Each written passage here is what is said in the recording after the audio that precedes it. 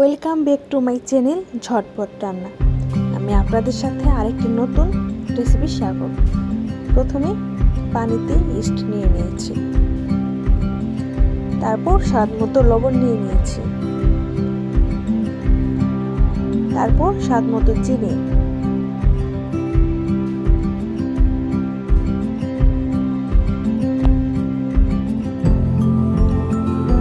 তারপর গুলিয়ে নিয়েছি সবগুলো, তারপর অ্যাড করেছি আটা,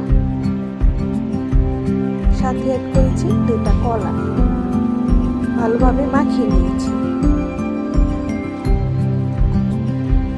এই তো, তারপর কড়াই তেল দিয়ে একটা একটা করে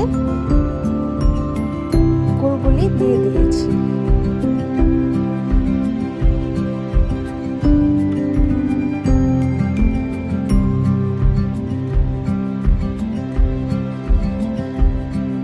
তো আমার গুড়গুলি, তারপর নাড়াচাড়া করে নিয়েছি, তারপর একটা করে উঠিয়ে নিয়েছি। এই তো হয়ে গিয়েছে আমার মজার গুড়গুলি, আমার ঝটপট রান্নার ঝটপট রেসিপি গুড়গুলি। আপনারা বাসায় অবশ্যই ট্রাই করবেন,